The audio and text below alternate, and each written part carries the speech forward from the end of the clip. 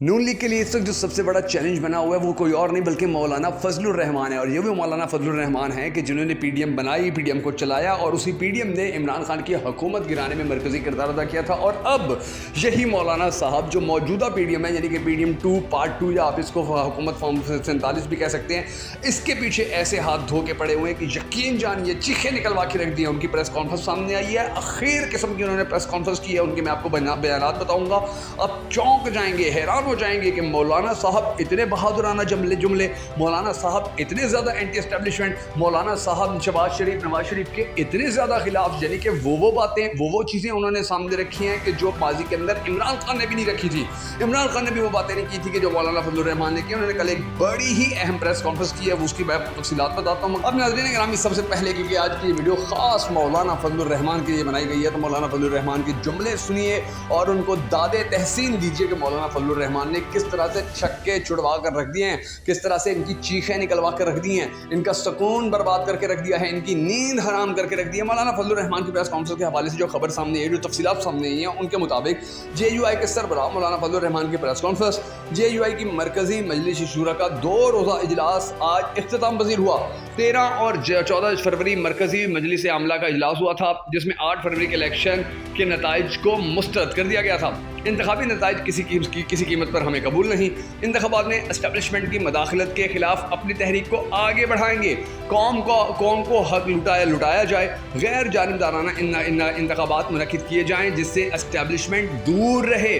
मजलिस शूरा ने सियासी जमातों के साथ राब्ते को सियासी अमल करार दिया।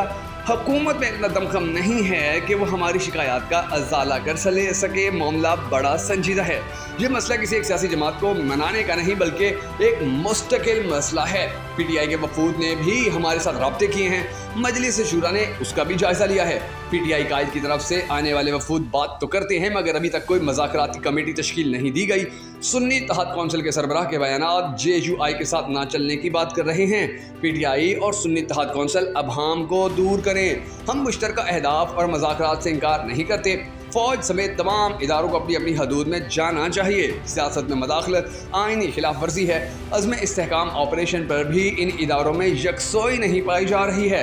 आज तक जितने भी ऑपरेशन हुए फिर दहशतगर्दी 10 गुना क्यों बढ़ गई? मर्ज बढ़ता गया जूं दवा की। उन्होंने ये भी कहा कि वज़ीर आज़म ऑपरेशन की वजाहत करते हैं, अवाम किस पर एतमाद करे। साबिक फाटा को जम करते हुए 100 अरब रुपए देने का कहा गया मगर अमल नहीं किया गया।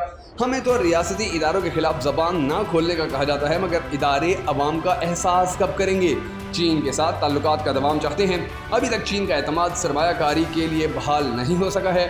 अमरीकी ईमान नुमाइंदगान ने 8 फरवरी के इलेक्शन को मशकूक करार दिया है। जेयूआई की राय है कि अमरीका पाकिस्तान के मामलात से दूर रहे। ये भी बताया जाए कि क्या ये पाकिस्तान की सफारती नाकामी नहीं है? रियासत को भी अपने रवैयों पर गौर करना होगा। शूरा ने किसी बाज़ाब्ता इत्तेहाद में जाने का इंतज़ार किए बगैर अपने प्लेटफॉर्म से जिद्दोजहद करने का फैसला किया है।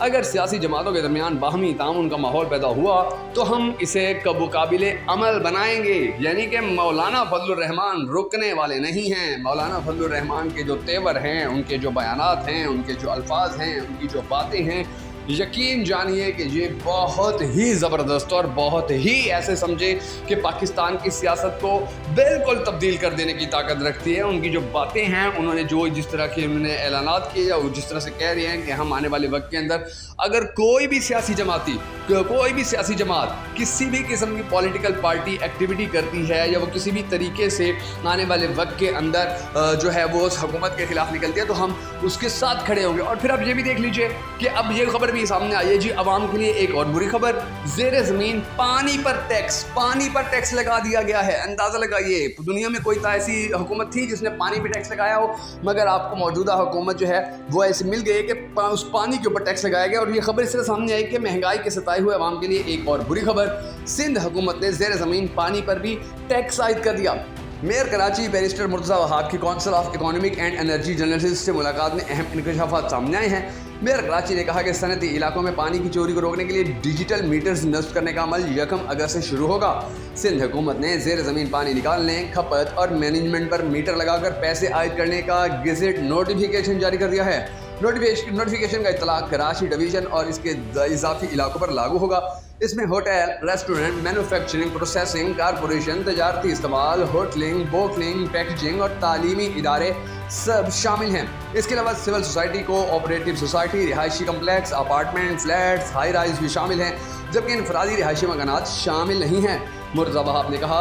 CO trade development authority Zubair Motiwala ने सनती इलाके में पानी के मीटर्स नस्ब न करने के लिए फ़ोन किया है। इसके अलावा कमर्शियल सेक्टर के लिए ज़मीन पानी निकालने पर सब साइल पॉलिसी तैयार कर ली गई है। मेयर कराची ने कहा कि इससे सालाना 1 अरब रुपए आमदनी मुतवक्की है। इसके अलावा अब इंडस्ट्री को मिलने वाला ज़ेर ज़मीन पानी भी मीटर के जरिए चेक होगा।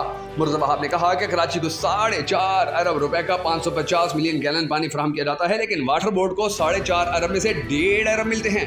उन्होंने यानी कि और भी बहुत सारी बातें की हैं, लेकिन खबर ये सामने जो सबसे अहम तरीन आई है कि जी बाकायदा तौर के ऊपर पानी के ऊपर भी टैक्स लगा दिया गया है। अच्छा, उसके बाद अभी अली में गंडापुर का भी देखें, उन्होंने बड़ा अहम बयान दिया। कहते हैं जी जनरल बाजवा कहते थे जनरल फैज़ बेहतरीन आर्मी चीफ होंगे, यानी कि इनकी पुरानी बातें जो अभी तक सामने आ रही हैं, पुराने राज जो हैं वो अभी तक सामने आ रही हैं। ऊपर से हुकूमत ने LPG की कीमत में मज़ीद फ़ी किलो भी इजाफा कर दिया है, ये भी एक यानी कि खबर देखें।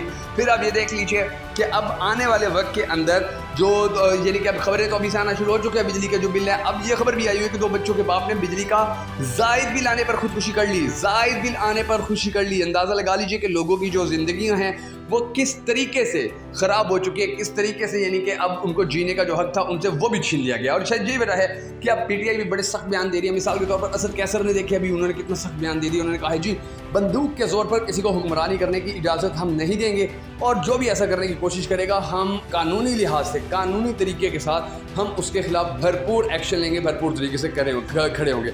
ये नाज़रीन गिरामी वो सब खबरें हैं फिर जो आने वाले वक्त के हवाले से बड़ी अहम समझी जा रही हैं, बड़ी अहम मानी जा रही हैं। और रियाज फतेहाना ने क्या कहा है वो आप सुने। उन्होंने कहा है 10 लाख बिजनेसमैन पाकिस्तान छोड़कर जा चुके हैं, 10 लाख बिजनेसमैन पाकिस्तान छोड़कर जा चुके हैं। नाज़रीन गिरामी ये देख लीजिए कि पाकिस्तान के हालात जो हैं इन्होंने कितने ख़राब कर दिए हैं कि अब 10 लाख पाकिस्तानी जिन्होंने पाकिस्तान में इन्वेस्ट करना था, पाकिस्तान के लोगों को रोज़गार देना था, पाकिस्तान में चीज़ें बेहतर होनी थी, वो मुल्क छोड़ने पर मजबूर हो गए। और वो मुल्क इसलिए नहीं छोड़ के गए कि जी वो यहाँ पर खुश नहीं थे, या वो अपनी फैमिली के साथ नहीं रहना चाहते थे, या वो अपने लोगों के, अपने गाँव में, अपने देहातों में, अपने अजीज़ों, अपने माँ बाप, बूढ़े माँ बाप के साथ नहीं रहना चाहते थे, बल्कि वो इसलिए चले गए क्योंकि उनको यहाँ पर देखे ना कोई सहूलत मिलती है, ना उनको कोई फैसिलिटी दी जाती है, और अगर कोई कारोबार चल रहा है तो उसके ऊपर इतना टैक्स कि वो बेचारे मुल्क छोड़ने पर मजबूर हो गए।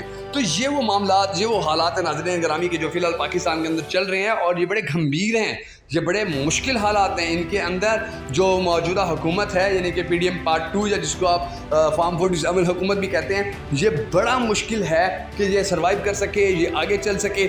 और फिर अब ये भी देख लीजिए कि जो नया बजट आया तो उसने अवाम की चीखें निकलवा के रख दी हैं। वो तो हर जानिब उसकी बात की जा रही है, हर जानिब डिस्कस किया जा रहा है कि जी ये मामलात इस तरह नहीं चलेंगे कि जिस तरह से ये मामला चलाने की कोशिश की जा रही है। पूरा मुल्क इस वक्त जो बिजली के बिल हैं, जो बिजली के निर्ख हैं, उनके खिलाफ भरपूर एहतजाज करने के लिए तैयार है। वो लोग जो हैं वो कह रहे हैं कि 1 तारीख को हम एहतजाज करेंगे, और उस एहतजाज के बाद यकीनी तौर पर कहा जा रहा है कि जो बिजली की कीमतें हैं उनके अंदर शायद रद्दोबदल किया जा सके। क्योंकि देखिए हुकूमत या रियासत जो होती है वो कभी भी अवाम के साथ नहीं लड़ सकती।